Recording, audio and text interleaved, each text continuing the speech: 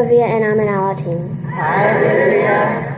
First, I would like to thank you for inviting me to share my story. It's an honor to be able to help others with my experience. I'm 11 years old and in the 6th grade. I'm here to tell you what it was like, what happened, and what it is like now. My mom is an alcoholic, and my dad is an alcoholic and an addict. My mom also struggles with emotional disorders like anxiety and depression, which makes it hard for her to live life. My mom and dad split up when I was 18 months old. This was very hard on my mom, and she didn't know how to handle it, so she started drinking very heavily.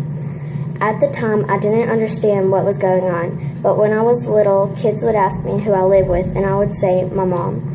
Then they would brag and say, well, I live with both of my parents, and it made me really sad.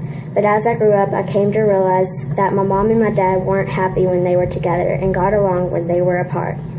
I just wanted them both to be happy. So now when people ask me who I live with and I say my mom and they begin to brag, it doesn't bother me as much. When I was 2 years old, my mom got married and we moved to Bridge City. During this time, my mom and my stepdad were drinking all night and put the responsibilities on my stepsister. She took care of me along with herself only at the age of 10. My mom and my stepdad only stayed married for 13 months and then divorced. This was a very hard time on me because I loved my stepdad and stepsister a lot, and I still do to this day. She was mean to me at times, but I can't blame her. They have both always been there when I needed them, even after the divorce. We moved several times after that. My mom continued to drink until June 2008. This is when she started to go to AA for the first time, but soon afterwards, in October 2009, she started to drink again. At a very young age, I started to take care of both myself and my mom. I did things like cook myself supper, wake myself up for school, wash my own clothes, clean the house, and more.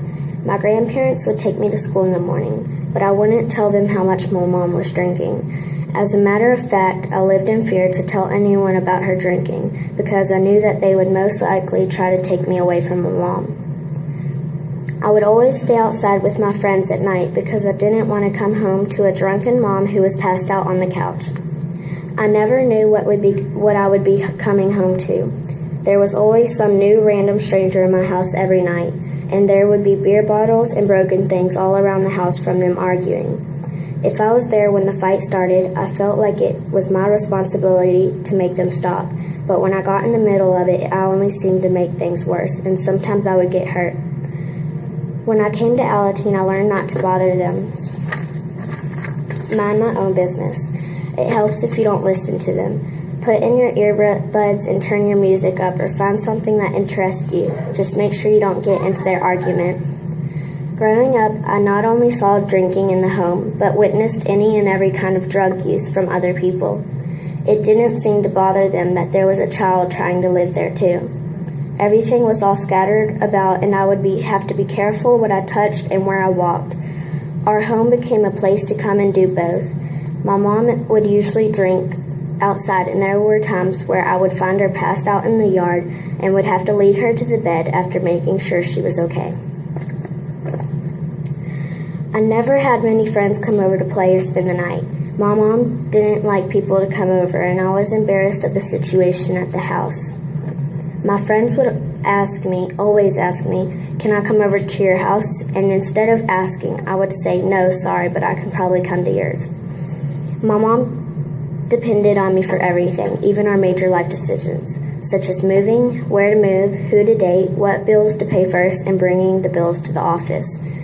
In 2010, we moved again. My mom still continued to drink.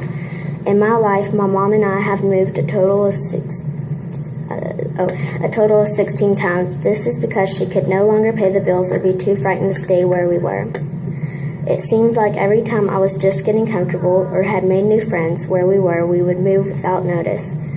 I would get really sad every time because I had to leave my friends, but I would make new ones. They weren't always true friends, but I learned quickly who my true friends were because they have stuck by my side through everything and are still here to this day. My dad was not always around, but when he was, he would usually be drunk. I would have to ride in the car with him along with my little brother. But my little brother never understood that my dad was drunk. He thought it was fun when my dad swerved and went over big bumps at high speed, and we could have possibly gotten hurt, but luckily we didn't. This is what happened. On September 12, 2011, there was a football game on TV. And my mom asked me if she could have a couple of beers. I agreed and went back to my room. She always felt the need to ask me first, because I would usually make a big deal out of her drinking every night. I would always make her promise to only drink 3 or 4, but at the time I didn't know that 1 is too many and 1,000 is never enough. One of my friends came over for a while. Some time passed, and I came back out of my room and counted on the coffee table. There was 46 beer cans, some empty and some not. I went to my room and started crying. My friend went home, and my mom and her boyfriend got in a big argument, and he left. My mom got mad at me and told me to go after him. I came back because I couldn't find him, and I was scared because it was really late and dark, and when I walked through the door, the first thing I saw was a broken mirror and my mom laying on the floor in a puddle of her blood with a piece of glass in her hand, and her arms were all cut up. I ran to her and cried. I asked her if it was enough to seriously hurt her. She said no and told me she was sorry and to go to the neighbor's house, but don't tell her why, just ask her to call for help. So I did, and the neighbor said yes. I ran back home and went to my mom. She asked me to gather up all the beers and pour them into 1 can so she could have her last drink. And I did. And after that, she asked me to go lay down so we could act like I didn't see anything, so I wouldn't get taken away. I was really scared and confused, but after a few minutes, she asked me to come sit with her because she was too scared to be alone until help came. Soon afterwards, the police and the ambulance showed up, and I told them the whole story. They told my mom that they would bring me to my grandparents' house, but they would have to call CPS. And I was crying because that was my fear. Because that was what my fear was this whole time. It was really happening. I went to my grand and grandpa's house, and I had a hard time sleeping because I was so worried about what was going to happen to us. The next day I went to school, and I couldn't concentrate at all. I was walking down the hallway, and there was a lady with a briefcase at the office. On the briefcase, it said Child Protective Services. I got really scared, and later that day during lunch, they came to the cafeteria and asked around for Olivia. Everybody got scared and started looking at me. So we went to the supply room, and they asked me a bunch of questions. When the questions were asked, they turned on a video recorder. When they were done, I went back to class, and a lot of people came up to me and asked me even more questions, even the teachers. I avoided everyone for the rest of the day, and when school was over, I came home and cried to my grandma and told her what happened, and she started crying with me, and she said, "I'm sorry." I told her it's not your fault and sat with her for a long time. I went to my grandparents' neighbor's house. They have a son, and I have known them my whole life, and so has the rest of my family. I told them I needed to talk to my brother because he was there playing, and his mom looked at my eyes and said, "What's wrong, Olivia?" I started crying, and we talked for a long time, and I told her I was scared because my mom was in the hospital, and I was scared I'm not going to get to see her for a long time. And I told her the whole story. She told me that it was going to be okay. She was right, because later that day, my mom came home with stitches in her arm and told me she was going to AA. She was going to work the program, and she was going to do everything she could to make everything better. This was on September 13, 2011. I was mad at my family for putting me through that stuff. All I wanted was a normal, non-alcoholic family. I still have a hard time forgetting all the bad memories, but it's time to start filling myself up with the good memories instead of the bad. I always wondered why God had given me this life and why He would let all this happen to me. But now I know why He had given me this life. It's so I can do what I'm doing right now, helping other teens and kids with my experience. I had been asking my mom about a room at the AA hall. She told me that used to be the Alateen room, but they had moved their meetings to another group. I asked her what Alateen meant, and she told me that it was a place for kids and teens who have alcoholic family or friends. I kept asking to go for about a year, and she finally agreed and brought me there on a Tuesday night. I was only 9, but they let me stay because I acted maturely, paid attention, and wanted help very badly. This was about a year and a half ago. I fell in love with Alateen in my first meeting. I would like to thank my Alateen group because everybody was nice to me and treated me like I was family. It was comforting to know that I'm not the only one with an alcoholic parent and that I'm not alone. I got a sponsor and started taking the steps. I'm currently on step 5. Steps 1, 2, and 3 taught me that I'm powerless over my parents' disease and everything else except myself and my attitude. It has taught me that there is a God and that He is in control. I have to remember to let go and let God and just be a kid.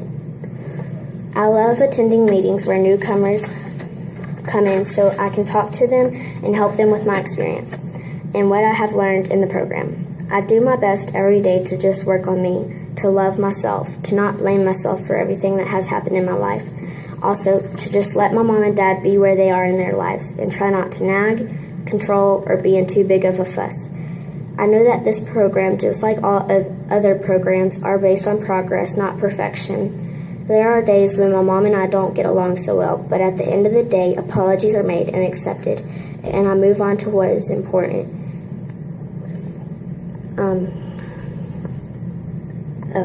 Working a program that has been a miracle to us both. My awesome mom did as she said she would because even today she's almost 3 years sober, and that has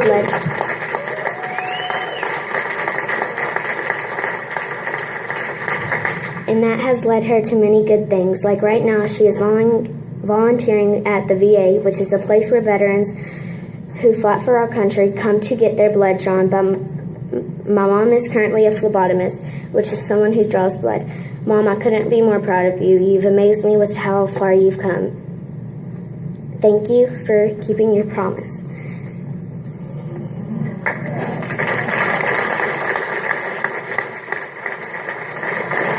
And my dad, he's not sober yet, but he doesn't drink as much because he got a job on a boat. He works 20 days on the boat and comes home for 10.